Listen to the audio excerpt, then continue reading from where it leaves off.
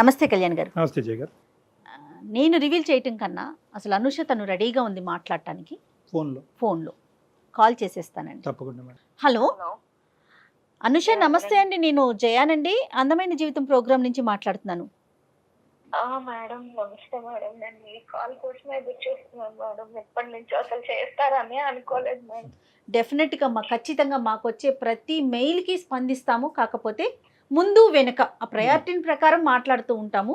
Right, ఇంకా late చేయొద్దు మా. నాతో పాటు డాక్టర్ కళ్యాణ్ చక్రవర్తి గారు ఉన్నారు. ఎస్, మాట్లాడున్నాను. అనుష నమస్తే అమ్మా.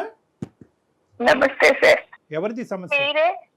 మీరే ఎట్లా నా పాపని నన్ను కలపాలి సార్. మా ఆయన కూడా నాకు కావాలి సార్. అంటే పాపని అడిగిన తర్వాత భర్తను అడుగుతున్నావు ఏంటమ్మా? నీ పెళ్ళి అయ్యి ఎంతకాలం అయింది? నీకు ఎంతమంది పిల్లలు? మీ వారు ఎక్కడున్నారు? చిన్నప్పుడు 8 years ఉండగానే నాకు మా ఫాదర్ ఎక్స్పైర్ అయ్యారు సార్.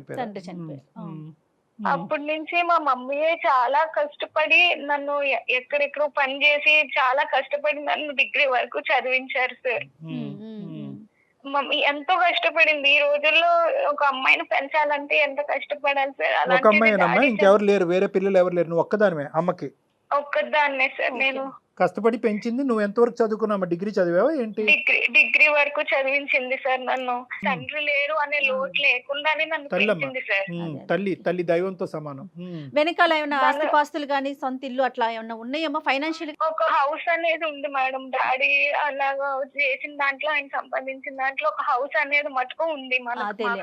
అయితే మా ఫాదర్ చనిపోయాక తను వేరే పెళ్లి కూడా చేసుకోలేదు మేడం. ఇప్పుడు ఏమైందంటే తను నన్ను బాగా నాకు ఒక మంచి సంబంధం చూసింది, పెళ్లి చేసింది. ఒక 1.5 years అయింది మేడం నాకు పెళ్లి చేసి.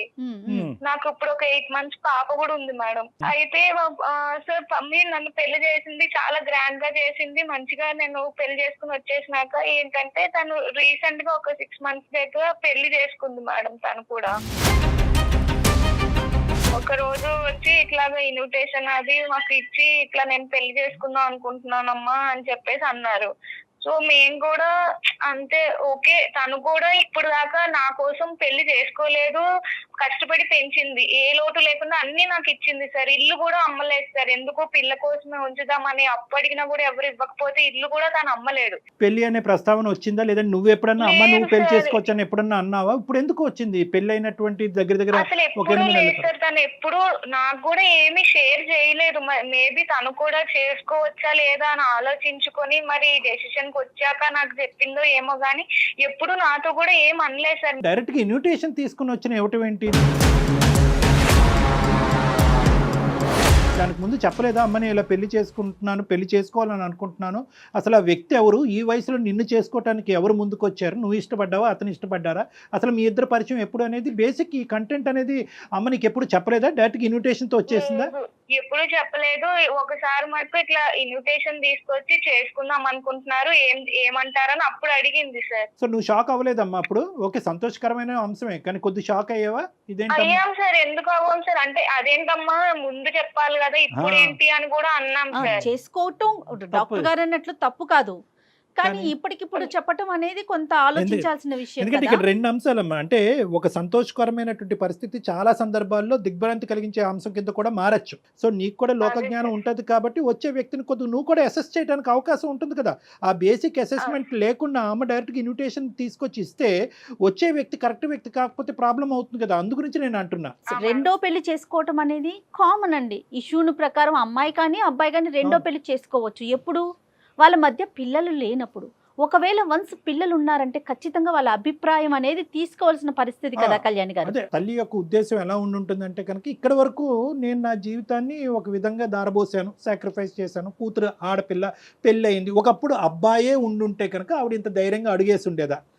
ఎందుకంటే అబ్బాయి అంటే కనుక వచ్చేటటువంటి కోడలు ఉంటుంది అనేది.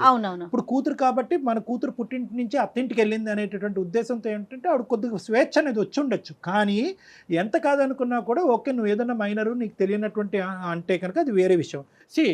నువ్వు అమ్మకి సమాధానం చెప్పుకోవాల్సినటువంటి అవసరం లేదు, ఓకే. కానీ నువ్వు ఖచ్చితంగా నీ భర్తకు సమాధానం చెప్పాలి. ఎందుకంటే కనుక ఇది ఒక కుటుంబం, అది ఒక మర్యాద, ఒక పరువు కలిగినటువంటి అంశము. ఎందుకంటే కనుక నీ భర్త వాళ్ళ కుటుంబ సభ్యులకి చెప్పుకోవాలి.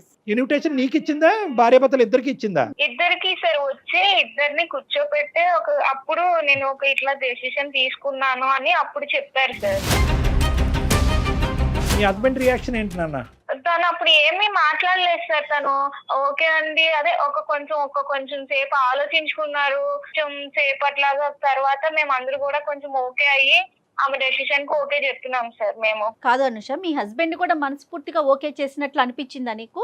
అప్పుడు చెప్పారు మేడం, తను ఓకే చేసుకోండి నాకేం అభ్యంతరం లేదు అని అన్నారు మేడం ఆయన కూడా. కాదమ్మా, నీకు మీ ఆయనకి మీ అమ్మగారి పెళ్లి యొక్క నిర్ణయానికి ముందు ఎటువంటి భేదాభిప్రాయాలు లేవు కదమ్మా? ఎటువంటి డిఫరెన్సెస్ అసలు లేవు సార్, చాలా మంచిగా ఉండేవారు సార్. అదే ఇప్పుడు ప్రాబ్లం అయింది సార్.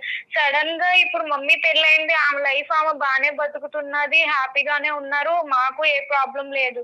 పెళ్ళైన కొన్ని రోజుల తర్వాత నుంచి మొదలు పెట్టారు సార్ ఈయన. ఎవరెవరు వచ్చారమ్మా పెళ్లికి? అందరూ వచ్చారు సార్. అంతా తను కూడా మంచిగా చేసుకున్నారు. మొత్తం బంధువులు వచ్చారు, వాళ్ళ రిలేటివ్స్ వచ్చారు, వాళ్ళ పేరెంట్స్ మా వాళ్ళు వచ్చారు. అందరూ ఉండగానే మంచిగానే చేసుకున్నారు సార్. అంటే ఏంటంటే అమ్మ తీసుకొచ్చిన విధానం ఖండించే విధంగా కొంతమంది సమాజంలో కొంతమంది చూస్తారు. ఈ వయసులో నీకు అంత అవసరమా అనే విధంగా ఇప్పటికీ కూడా అదే సమాజంలో మనం ఉన్నాం. ఇప్పటికి కూడా నిలదీసి నిందించి ఒక ఆడది అదే మగాడంటే ఇంకో విధంగా చూస్తారు. ఆడదైతే కనుక ఏమో నీకు ఇప్పుడు అంత అవసరమా, నీకు తోడు అవసరమా? తోడంటే కనుక చాలా చిన్న మాట, తోడు అవసరం అనరు మన సమాజం, ఇంకోటి అవసరమా అని అంటారు. అది నేను మాట్లాడను. ఇటువైపు నీ వైపు వాళ్ళు, అమ్మ వైపు వాళ్ళు, ఎటొచ్చి లేనటువంటి వాళ్ళు ఎవరైనా ఉండుంటే కనుక బహుశా మీ చనిపోయినటువంటి మీ నాన్నగారి తరపున వాళ్ళు లేనటువంటి వాళ్ళు అయి ఉంటారు. మిగతా వాళ్ళందరూ కూడా తలాడించి ఎవరు ఖండించకుండా వేలెత్తి చూపెట్టకుండా ముందుకు వచ్చారు అంటే కనుక చాలా గర్వకారణం, చాలా సంతోషకరమైనటువంటి. ఇక్కడ ఎవరన్నా హర్షించాలి అంటే కనుక ముఖ్యంగా మీ హస్బెండ్ తరపు వాళ్ళని హర్షించాలమ్మా. పెళ్ళైన కొన్ని రోజుల నుంచే నాకు టార్చర్ మొదలు చేశారు మేడం. మీ మమ్మీ అలా చేసుకుంటది, ముందు చెప్పలేదు, ఇంకా అన్ని పాతవన్నీ తవ్వుకుంటూ వస్తున్నాడు మేడం తను రోజుకో రకంగా. అదేంటమ్మా ఎలా మారిపోయాడమ్మా? అదే నాకు అర్థమైతలేదు సార్. మరి సడన్ గా అందులో ఆయనలో ఎందుకు మార్పు వచ్చిందో నాకు అర్థం కావట్లేదు. మా అమ్మ ఫోన్ చేస్తే చిరాకు పడ్డం, ఫోన్ పిలుస్తుంటే చిరాకుగా మాట్లాడడం, కాల్స్ కట్ చేయడం, అట్లా అంతా చేస్తున్నారు సార్. ఒక రోజు ఇంకా ఇలాగే మాట అనుకుంటుంటే ఎందుకండి మీరు అప్పుడంతా మాట్లాడుకుంటే ఇప్పుడు ఇలా మాట్లాడుతున్నారు అంటే కూడా గొడవ చేసేసి నన్ను బయటికి గెంటేశాడు సార్. బయటికి గెంటేశాడమ్మా? అవును సార్. నేను 1 month నుంచి మా ఫ్రెండ్ ఇంట్లో ఉంటున్నాను సార్. మా పేరెంట్స్ కూడా నేను చెప్పలేదు. బిడ్డ పాపని డే కేర్ లో వేసాడంటే సార్. సరే 2-3 రోజుల్లో మళ్ళీ పిలుస్తారులే, కోపంలో ఉన్నారు కదా అని నేను అనుకున్నాను సార్. చంటి బిడ్డని అతను సరే డే కేర్ లో పెడతాడు, ఎక్కడ పెడతాడు కాదు, తల్లిని బిడ్డని దూరం చేయవలసిన అవసరం ఏముంది? అంత కర్కోటకమైన మనస్తత్వం కేవలం మీ అమ్మగారి పెళ్ళే దీనికి కారణమా, ఇంకేమైనా ఉందా? అదొక్కటే సార్, అసలు ఏ ప్రాబ్లము లేదు, అంతా మంచిగా ఉండే వాళ్ళం. ఇప్పుడు నా బిడ్డ మీ మమ్మీ ఇట్లా పెళ్లి చేసుకుంది, ఈ వాతావరణంలో పెరిగితే నా బిడ్డ ఏమైపోవాలి, తను ఎట్లా పెరుగుతుంది, ఏదేదో మాట్లాడుతున్నాడు సార్ నన్ను. మీ అమ్మగారు పెళ్లి కూతురు అయ్యేటప్పటికి ఎంత కాదనుకున్నా కూడా, ఎంత ఇక్కడ అక్కడ బ్యాలెన్స్ చేయాలని అనుకున్నా కూడా, ఆవిడ ఇంకో ఇంటి కోడలు అయ్యేటప్పటికి ఆవిడకి వేరే ఇంపార్టెన్స్ పెరిగింది. అక్కడ ఆ భర్తను చూసుకోవాలి, కొత్తగా వచ్చేటటువంటి భర్తను చూసుకోవాలి, వచ్చేటటువంటి ఆ కుటుంబానికి మర్యాదలు చేసుకోవాలి. సో బహుశా ఈ బ్యాలెన్స్ చేసుకోవటంలో ఎక్కడైనా అల్లుడు గారు అనే స్థానాన్ని కొద్దిగా నెగ్లెక్ట్ జరిగిందా, ఇతని ఇంపార్టెన్స్ తగ్గిందా? ఎందుకంటే కనుక ఇతని వెనకొకటి ముందొకటి వేసే వేషధారణ ఇతనికి ఉంది అనేటటువంటిది నీ మాటలో చెప్పలేదు. ముందు నుంచి మేము బాగానే ఉన్నాం, ఎక్కడో చోట అతను నెగ్లెక్ట్ చేయబడ్డాడా, హర్ట్ అయ్యాడా, అతని మనసు గాయపడిందా? ఎంత గాయపడినా కూడా చంటి బిడ్డను దగ్గర పెట్టుకుని తల్లిని మెడపట్టుకుని బయటకు కంటడం అనేది అది మూర్ఖత్వం. మీ అత్తగారు మామగారితో ఏమన్నా మాట్లాడి ఇక్కడ జరిగే పరిస్థితిని వివరించావా? లేదు సార్, అసలు వాళ్ళకు కూడా ఏం చెప్పలేదు సార్. మేము ఎవరికి చెప్పలేదు. అమ్మ వాళ్ళకి చెప్తే తనే ఏదో ఇప్పుడిప్పుడే తను ఏదో పెళ్లి చేసుకుని ఇన్నాళ్ళు కష్టపడి పెళ్లి చేసుకుని హ్యాపీగా ఉంది, తనని ఎందుకు డిస్టర్బ్ చేయడం అనేది ఏమీ చెప్పలేదు. నువ్వు చంటి బిడ్డని అక్కడ వదిలేసి ఇంట్లోంచి బయటకు అడుగు పెడితే కనుక 4 రోజులు అయ్యిందని అంటున్నావు. నువ్వు ఎక్కడున్నావు అన్నది మీ అమ్మకి తెలియదా? నీ బాధను మీ అమ్మకి చెప్పుకోవా? చెప్పాలి కదా సార్. నేను ఎందుకు అమ్మని డిస్టర్బ్ చేయడము అని చెప్పి నేను చెప్పలేదు. అలా కదమ్మా, అమ్మ అడుగుతుంది కదా, బిడ్డ ఏడు పినిపించట్లేదు, అల్లుడు గారు ఎక్కడున్నారు, అల్లుడు గారితో మాట్లాడాలి, వీడియో కాల్ చేస్తే బిడ్డను చూస్తాను అని అమ్మ అంటది కదా. మరి ఇవన్నీ ఎలా దాచిపెట్టావు ఈ 4 రోజులు? అంటే తను కూడా ఏమి నాకు ముందు చేసినంతలాగా కాల్ అది చేయటం లేదు సార్.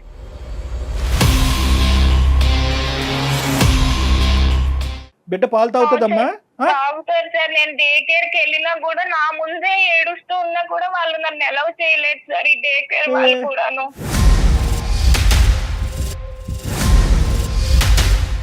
కదమ్మా ఇప్పుడు మాకు చేయటం వెనకతలు నీ భర్తతో మాట్లాడమన్నా మీ తల్లితో మాట్లాడాలి ఇప్పుడు మేము?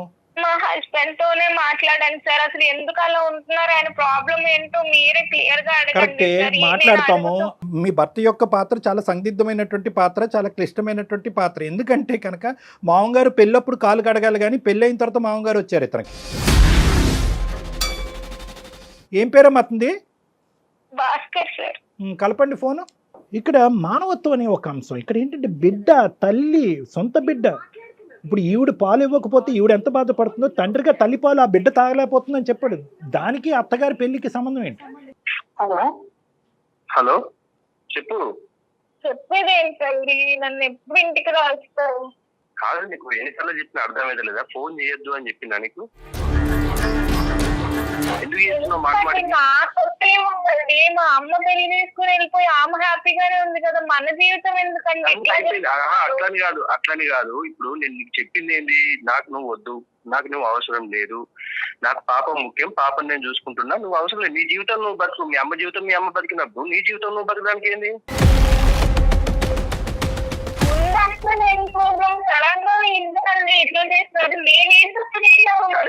సడన్ గా కాదు, సడన్ గా చేసింది మీరు. మీరు సడన్ గా చేసుకొని మీరు కట్టలు పడి మీరు ఇది చేసుకుంటే దానికి నేను ఎట్లా బాధ్యుని అయితా? నీ జీవితం ఏమి మాట్లాడలేదు కదండి, సడన్ గా ఇప్పుడు నన్ను మాత్రం ఎందుకు ఇట్లా ముందు అట్లా లేదు కదా. ముందు ఎట్లుండేది? ముందు బాగానే ఉన్నాం కదా, మనకేం ప్రాబ్లమ్స్ లేవు కదా. ముందు ఎంత మంచిగా ఉన్నాం మనం. ఏమైనా ప్రాబ్లం ఉందా? పాప పుట్టింది, పాపను మంచిగా చూసుకుంటున్నాం, మంచిగానే ఉన్నాం కదా. మధ్యలో మీ అమ్మ చేసిన దానికే ఇంత గొడవ అవుతుంది కదా. ఇది నీకు ఎందుకు అర్థమైతే లేదు? మరి ఎందుకు మాట్లాడలేదండి ఈ ముక్కలన్నీ? మీరు మీకు అప్పుడు నిజంగా మీ మనసులో అదే ఉంటే అప్పుడే చెప్పుండే కదా. అవును, పెళ్లి చేసుకున్నప్పుడు ఇంత విపరీతంగా అయిద్దని మేము ఎవరు అనుకోలేదు. ఏదో ఆమె ఉన్నది చేసుకుంటారు. అసలు ఈ ఏజ్ లో పెళ్లి చేసుకున్నట్టు నాకు వద్దనే అనుకున్నా కానీ, ఏదో ఆమె ఏదో తోడు కోసం ఉంటుంది కావచ్చు అనుకుంది కానీ, ఇంత ఘోరంగా ఇది పబ్లిక్ లో ఇజ్జత్ తీయడం ఏంది? నాది మీ పరువు ఏం తీసిందండి? పెళ్లి ముందు పెళ్లి చేసుకున్నప్పుడు అటెండ్ అయ్యారు, అంత మంచిగా మాట్లాడారు, మరి సడన్ గా ఇప్పుడు మీకు ఇవన్నీ గుర్తొచ్చేసాయండి. మా పాప నుంచి నన్ను దూరం చేస్తారా మీరు? భాస్కర్ గారు, నా పేరు డాక్టర్ కళ్యాణ్ చక్రవర్తి. నేను మానసిక వైద్య నిపుణుడిని, సైకియాట్రిస్ట్. అందమైన జీవితం అనే కార్యక్రమం సుమన్ టీవీ నుంచి మాట్లాడుతున్నాం అండి. నమస్కారం. అంటే ఆవిడ చాలా ఒక బాగా దుఃఖమైనటువంటి పరిస్థితిలో మాకు ఫోన్ చేసింది. బిడ్డ లేనటువంటిది, కుటుంబం లేని. అందులో ఏంటంటే చెప్పుకోవడానికి యూజువల్గా ఇటువంటి పరిస్థితులు వస్తే కనుక ఆడపిల్లలు తల్లింటికి వెళ్తారు. బిడ్డను కూడా మీరు లాగేసుకుని గుంజేసుకుని పాలు ఇచ్చేటటువంటి తల్లిని కూడా దూరం పెట్టి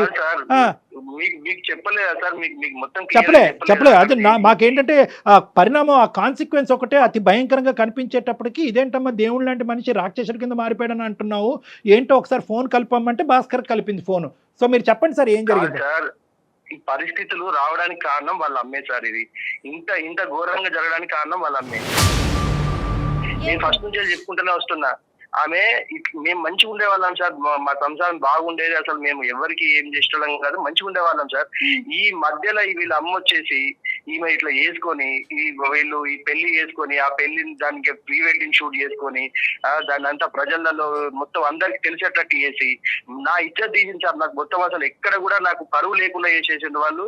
నేను ఆఫీస్కి వెళ్తే ఆఫీస్ లో కూడా వాళ్ళ నన్ను అదే అడుగుడు, మీ అత్త ఈ ఏజ్ లో పెళ్లి చేసుకోవడమేంద్రా, మీ మామ కొత్త మామ ఎట్లుండాలి, ఇట్లా అడుగుతుంటే నాకు ఎంత బాధ ఉంటుంది సార్. మీ దగ్గరకు వచ్చింది, ఇది కూడా పెద్ద ఇప్పుడు ఇష్యూ సార్. ఇప్పుడు మీ దగ్గరకు వచ్చి టీవీలలో పెట్టి అక్కడ పెట్టి ఇక్కడ పెట్టి. భాస్కర్ గారు, అందమైన జీవితం జయాన్ని మాట్లాడుతున్నానండి. మీరు ఎక్కడా కూడా కనిపించరు, మీ వివరాలు ఎక్కడా చూపించమండి. జస్ట్ ఫోన్ కాల్ లో మాత్రమే మీరు ఉంటారు. తనకి ఏం చెయ్యాలో తెలియక పాలు మాకు కాల్ చేసింది. నేను చాలా మానసిక క్షోభ అనుభవిస్తున్నాను. అయ్యో, మాకు అర్థమవుతుందండి, మీ బాధ అర్థమవుతుంది. ఏమండి భాస్కర్ గారు, ఒకటే భాస్కర్ గారు, సమస్య లేదు. 2.5 సంవత్సరాలు బట్టి 1 సైడెడ్ ఎక్కడా కూడా మేము వినలేదు. రాసిస్తా కావాలంటే ఎప్పుడు కూడా 2 సైడెడ్, కావాలంటే 3 సైడెడ్, లేదంటే 4 సైడెడ్, కానీ ఎప్పుడు 1 సైడెడ్ కాదు సార్. న్యాయ అన్యాయాలు జరగాలి అంటే కనుక ముందుగా మీ బిడ్డకు జరగాలండి. ఫస్ట్ అది కంక్లూడ్ చేద్దాం, మిగతావన్నీ తర్వాత మాట్లాడుకుందాం. చంటి బిడ్డని తల్లిపాలు లేకుండా ఎలా అండి చేస్తాము 4 రోజులు బట్టి? పెరగాలి సార్. ఆమె ఇలాంటి వాతావరణంలో పెరిగితే ఆమె భవిష్యత్తు సరే, ఇవన్నీ కాదు, పాయింట్ టు బి నోటెడ్. మీరు ఆవిడ వచ్చినటువంటి విధానం పద్ధతి కరెక్ట్ కాదు, దాన్ని మేమే ఖండిస్తున్నాం. ముందు చెప్పకుండా ఏదో గుడికి వెళ్తున్నాను అన్నట్టుగా పెళ్లి చేసుకుంటున్నానని చెప్పి ఇన్విటేషన్ ఇవ్వటం అనేది ఆశ్చర్యం కలిగేటటువంటి అంశం.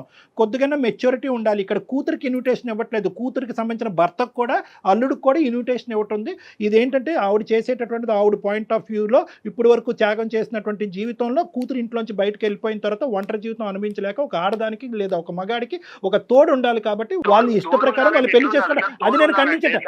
అది వినండి ఒక్క నిమిషం, నేను ఒకే పాయింట్ మిమ్మల్ని అడుగుతున్నా, అప్పుడు ఒప్పుకున్నారా లేదా? మీరు అప్పుడు ఒప్పుకున్నారా లేదా? తోడు ఉండాలంటే ఒక దగ్గర ఉంటారు, వాళ్ళు కలిసి ఉంటారు, వాళ్ళు ఒక ఇంట్లో ఉంటారు, గుట్టు చాపులు కాకుండా ఉంటారు. కానీ సార్ ప్రీ వెడ్డింగ్ షూట్ ఎవరు చేసుకుంటారు సార్? ఏ ఏజ్ లో చేసుకుంటారు సార్? మీరు చెప్పండి, మీరు నాకు న్యాయంగా. సో ప్రాబ్లం పెళ్లిది కాదు, ప్రీ వెడ్డింగ్ షూట్ది. అంటే మీరు చెప్పారా అత్తమ్మ మీ పెళ్లికి నేను వస్తాను, నేను అక్షింతలు వేయకపోయినా కూడా మిమ్మల్ని దీవిస్తాను, లేదంటే అందరితో పాటు కూర్చొని పప్పన్నం తింటాను, కానీ ప్రీ వెడ్డింగ్ షూట్ మాత్రం చేయొద్దు, తర్వాత శోభనం కూడా చేసుకోకూడదు అని చెప్పారా? ఆ కండిషన్ రాసిచ్చారా? సార్ మా అత్త కాదు సార్, మా అమ్మలాగా భావించినాను. అమ్మలాగా భావించి ఆమె తెచ్చుకొని చేసుకుంటే ఆమె చేసిన పనికి నాకు అసలు ఎక్కడ తలెత్తుకోకుండా చేసింది సార్ ఆమె. సో మీ లెక్క ప్రకారం ఏంటంటే పెళ్లి అనేటటువంటి దానికి మీకు అభ్యంతరం లేదు, కానీ పెళ్లి అనేటటువంటిది గుట్టు చప్పుడు కాకుండా మూడో కంటికి తెలియకుండా చేసుకోవాలి అని అంటారు మీరు, అంతేనా? అంతే కదా సార్, అంతే. ఇప్పుడు పెళ్లి అనేది గుట్టు చప్పుడు కాకుండా చేసుకోవాలి. ఈ ఏజ్ లో చేసుకుంటున్నప్పుడు మరి ఎవరున్నారు ఇట్లేదు వాళ్ళ భార్య తప్పుడు చేసుకోవడానికి ఇదేమి తప్పుడు రిలేషన్ కాదు కదా సార్. ఆమె మీద ఆమె కూతురు జీవితం కూడా ఆధారపడింది మేడం. అది ఎందుకు ఆలోచించట్లేదు ఆమె? రైట్ భాస్కర్ గారు మీ మాటను బట్టి నాకు అర్థమైంది చెప్తాను. పెళ్లి చేసుకోవటం వరకు ఓకే, ఇలాంటి చిన్న పిల్లల్లాగా ప్రీ వెడ్డింగ్ షూట్లు చేయటం లేకపోతే నలుగురిలోకి నానటం అనేది మీకు నచ్చలా, అది ఆ ఇంపాక్ట్ పడింది, అంతేనా? కాదు, హనీమూన్ కి వెళ్తున్నారు మేడం, హనీమూన్ కి వెళ్ళారు వాళ్ళు, మేము కూడా వెళ్ళలేదు మేడం హనీమూన్ కి. మీకు అయిందండి ప్రీ వెడ్డింగ్ షూట్ హనీమూన్? మీకు అవ్వలేదా? లేదు సార్, హనీమూన్ లేదు, ప్రీ వెడ్డింగ్ షూట్ లేదు. మేము ఆమె వాళ్ళు కొంచెం ఉన్న వాళ్ళు కాదు అని చెప్పేసి మేము ఏదో గుట్టి చప్పుడు కాకుండా మేము చేసుకొని మేము మంచిగా ఉంటే మా ఖర్చులు ఎందుకని మేముంటే ఆమె ఈ ఏజ్ లో పెళ్లి చేసుకొని ఈ ప్రీ వెడ్డింగ్ షూట్ చేసి హనీమూన్ కి వెళ్ళి ఆమె కార్డులు చూస్తే మీరు పరిచయం లేదు సార్. ఇక్కడ చూడండి సార్, కార్డు మేము కూడా అట్లాంటి కార్డు కొట్టలేదు సార్. అంత గ్రాండ్ గా చేసుకున్నారు వాళ్ళు పెళ్లి. అది అంటే వీళ్ళని చూసి ఇప్పుడు తోడు కావాలన్న తోడు అంటే ఎట్లుంటారు సార్? ఒకరికొకరు తోడు. ఈ ఏజ్ లో కృష్ణారామ అనుకునే ఏజ్ లో ఆమె అట్లా కృష్ణారామ అనుకుంటే పెళ్లి చేసుకోవచ్చండి. కృష్ణారామ అనుకున్న వాళ్ళు పెళ్లి చేసుకోకూడదా, లేదంటే పెళ్లి చేసుకున్న వాళ్ళు కృష్ణారామ అనుకోకూడదా? అది లెక్క కాదు. నెంబర్ 1 వెడ్డింగ్ ఒకటే భాస్కర్, విత్ డ్యూ రెస్పెక్ట్స్, నీకు మాటకు అడ్డుకొస్తున్నాను, కొద్ది పెద్ద మాటలు వాడుతున్నాను. నాకంటే చిన్నవాడివి, ఒక 2 మాటల్లో నేను కరెక్ట్ చేయాలి. ఎందుకంటే ఇప్పుడు వరకు నిన్ను దేవుడు అన్నట్టే మీ ఆవిడ చెప్పింది, దేవుడు అన్నట్టే మేము ట్రీట్ చేయాలనుకుంటున్నాం. ఇక్కడ ప్రాబ్లం ఎక్కడ వచ్చిందంటే పెళ్లి వల్ల ప్రాబ్లం వచ్చలేదు, పెళ్లి చుట్టూరు ఉన్న గ్రాండియో ఉంది చూడండి. అంటే ఏంటంటే ఆ హైఫైడ్ పెళ్లి, అది ఖచ్చితంగా మీ పెళ్లి కంటే అది ఓవర్టేక్ చేసింది. అది బహుశా ఏంటంటే మీ అత్తగారు నిలవరించవలసింది, ఏమండి ఇంత హైఫైడ్ వద్దు, మనం ఏదో రొటీన్గా చేసుకుందాం అని చెప్పి వాళ్ళ భర్తకు చెప్పి ఉండొచ్చు. ఇక్కడ ఖచ్చితంగా వచ్చినటువంటి ఖర్చు ఎవరు పెట్టారు అంటే కనుక అతను పెట్టుకున్నాడు. ఇప్పుడు ఏంటంటే అతని మాట మీ అత్తగారు కాదనలేకపోయిందేమో. అతను పెళ్లి ఇప్పుడుకొచ్చి అతని జీవితంలో పెళ్లి అనేది జరగలేదంటే నాకు పాప ఉంది, అల్లుడు ఉన్నారని చెప్పుకోవాలి కదా సార్. ఆమె మా మమ్మీ చిన్న వయసులోనే మా డాడీ అనేది చనిపోయారు సార్. ఆమెకి అప్పటి నుంచి ఆమె ఏ కోరికలు లేకుండా నన్ను చూసుకుంటూ నాకు ఏ లోటు లేకుండా సంతోషాలు కూడా పక్కన పెట్టింది సార్. నీ వైపు కానీ మీ తల్లిగారి వైపు కానీ నాకు ఎటువంటి వ్యతిరేకత లేదు. కానీ ఒక్కటమ్మా, ఇక్కడ కుటుంబం సంప్రదింపు ఈ 2 పదాలని అమ్మ గీత దాటేస్తుందమ్మా. ఒక కుటుంబం అనేటటువంటిది, పెళ్లి అనేది ఒక కుటుంబం, తల్లి కావనియండి కూతురు కావనియండి, పెళ్లి అనేది ఒక సాంప్రదాయబద్ధమైనటువంటి ఒక కుటుంబానికి సంబంధించినటువంటి ఒక వ్యవహారం. అమ్మ గుట్టుగా పెళ్లి చేసుకోవటం అనేది నేను ఏకీభవించకపోయినా అట్లీస్ట్ ఏంటంటే కనుక బయటకు వచ్చి నలుగురికి చెప్పేటటువంటి వ్యక్తి ముందైనా చెప్పాలి. జరిగేటటువంటి కార్యక్రమాల గురించి, అమ్మ ఫస్ట్ మ్యారేజ్ జరుగుతుందమ్మా, లేదంటే దాని ముందు ఏదో షూటో గీటో జరుగుతుంది, తర్వాత ఈ కార్యక్రమం ఉండబోతుంది, ఇలా చేసుకుంటే కనుక ఆర్భాటం ఎక్కువ అవుతుందేమో, అందరు కన్ను పడుతుందేమో, నలుగురు 4 విధాలుగా మాట్లాడుకుంటారేమో. నాకు అలా మాట్లాడుకున్నా నాకు అభ్యంతరం లేదు. నా కూతురుకు సంబంధించినటువంటి కుటుంబ సభ్యులు అలా మాట్లాడకూడదనే ఆలోచన నాకుంది. నీ అభిప్రాయం ఏంటమ్మా? 2 స్టేట్మెంట్స్ మీ అమ్మగారు మాట్లాడుంటే ఈరోజు ఈ సమస్య లేదు. అంతే కదా సార్, మరి మీరు చెప్పే కరెక్టే సార్. అట్లా చెప్పాలి సార్, వాళ్ళకు అర్థం కావట్లేదు. అంటే వాళ్ళని కలిపి మీరు విడిపోతారా? మేడం ఇప్పటి వరకు జరిగింది చాలు మేడం. నా పాప జీవితం ముఖ్యం, నాకు పాప భవిష్యత్తు ముఖ్యము. ఈ పాప ఆమె దగ్గర పెరిగితే మాత్రం అట్లనే తయారైంది. ఏమన్నా అర్థం ఉందా? ప్రీ వెడ్డింగ్ షూట్ హనీమూన్ జరగకపోతే అక్కడ ఆవిడ దగ్గర పాప పెరగచ్చు. పెరగచ్చు. పెళ్లి చేసుకున్న వ్యక్తి ప్రీ వెడ్డింగ్ హనీమూన్ చేసుకుంటే మాత్రం పిల్ల అక్కడ అది చండాలమైన కుటుంబం, ఆ కుటుంబంలో నీ కూతురు పెరిగితే చెడిపోద్ది. ఏం లెక్క అయ్యా ఇది? ఏ కాలంలో ఉన్నాం మనం? అయినా వాళ్ళు మాతో కూడా లేరు సార్, ఎక్కడో వేరే ఊరు వెళ్ళి బతుకుతున్నారు మేడం. అప్పుడప్పుడు ఫోన్లు మాట్లాడుకుంటాం. నీ కోపం ఉండొచ్చు భాస్కర్, నీ కోపం ఉండొచ్చు, మీ అత్తగారితో మాట్లాడటం మానేసేయి. ఏమైనా ఉంటే మీ అమ్మ చనిపోయింది అనుకో, మీ నాన్న చనిపోయారు కదా, మీ అమ్మ చనిపోయింది అనుకుని వదిలేస్తున్నాడు సార్. భాస్కర్, నువ్వు నీ కోపం ఉంటే నాకు ఎటువంటి అభ్యంతరం లేదు. మీ అత్తగారితో మాట్లాడటం మానే, మీ సోకాల్డ్ మామగారితో అస్సలు మాట్లాడొద్దు. కానీ దానికి ఈ అమ్మాయి ఏదో ముందొచ్చి దగ్గరుండి పెళ్లి చేసినట్టుగా, ఈ అమ్మాయే మొత్తం ప్రీ వెడ్డింగ్ డిజైన్ అంతా చేసినట్టుగా, హనీమూన్కి ఈ స్పాట్ మీరు డిసైడ్ చేసుకోండి అని ఈ అమ్మాయి డైరెక్ట్ చేసినట్టుగా ఈ అమ్మాయిని శిక్షిస్తావేంటి? ఆ చంటి బిడ్డని పాలు లేకుండా ఆ అమ్మాయిని ఆ బిడ్డను శిక్షిస్తున్నావేంటి? ఏం మూర్ఖత్వం ఇది? నేను సొసైటీలో బతుకుతున్నా సార్. ఈ సొసైటీ తర్వాత గుర్తొచ్చిందా? పెళ్లికి తలాడించినప్పుడు ఆ అత్తమ్మ, నాకు ఒక 4 రోజులు టైం ఇవ్వండి, నాకంటూ ఒక సొసైటీ ఉంది, స్నేహితులు ఉన్నారు, కుటుంబ సభ్యులు ఉన్నారు, అప్పుడు కావాలంటే మీరు పెళ్లి చేసుకున్నారు. జీవితాన్ని ఇంత నాశనం చేస్తారని. నువ్వు ఇన్విటేషన్ తీసుకున్నావా లేదా? పెళ్లికి వెళ్ళావా లేదా? పెళ్లిలో భోజనం చేసావా లేదా? వచ్చేటటువంటి వాళ్ళందరినీ రిసీవ్ చేసుకున్నావా లేదా? ఏదో తోడు కోసం చేసుకుంటారు అనుకున్నా కానీ మేము మమ్మల్ని నాశనం చేయడానికి చేసుకుంటారు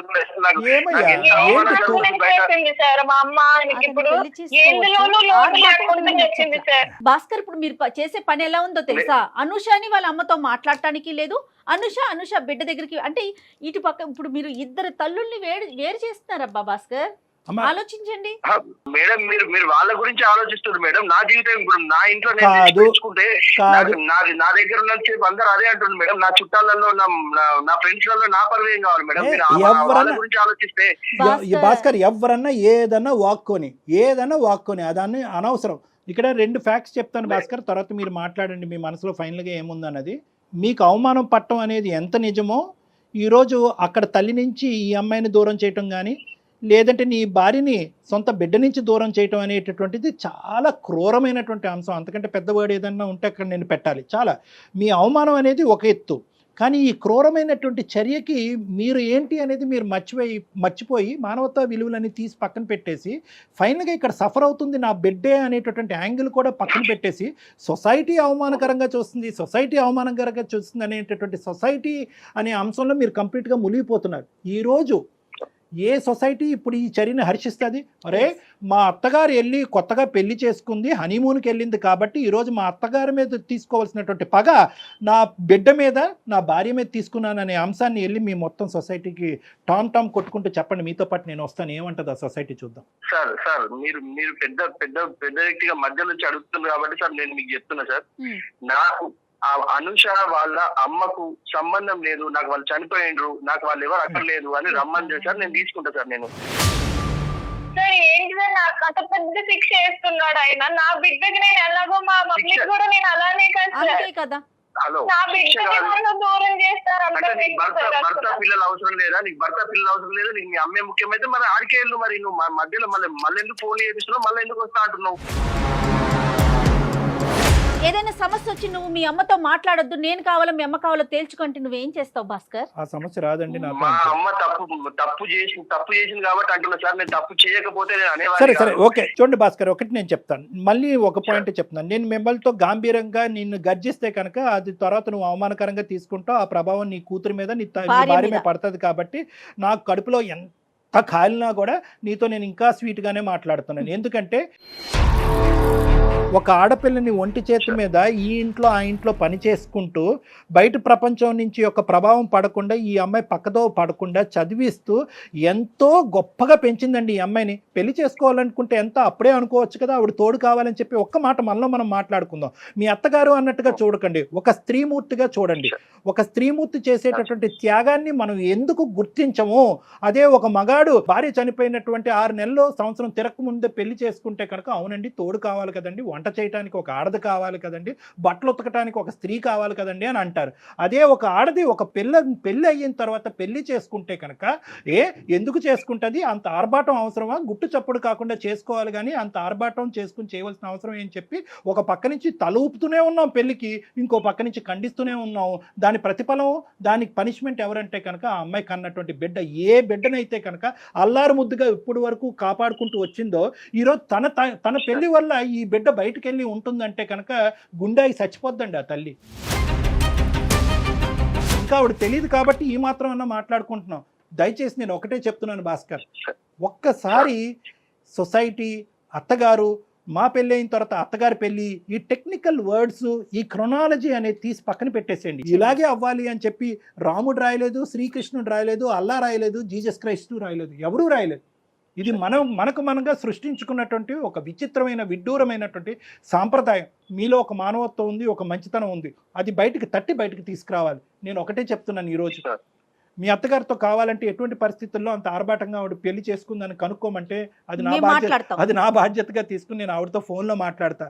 ఆవిడతో సున్నితంగా మీ ఇద్దరి మధ్యన జరిగినటువంటి గొడవను ఆవిడకి వివరిస్తా. ఆవిడ చేసింది ఏమన్నా చాలా ఒక స్పీడ్ యుగానికి సంబంధించినటువంటి ఒక అంశం, అది మీరు జీర్ణించుకోలేకపోతే దానికి ఆవిడ తరపున ఏమన్నా అపాలజీ చెప్పాలన్నా చెప్పకూడదు, తప్పు.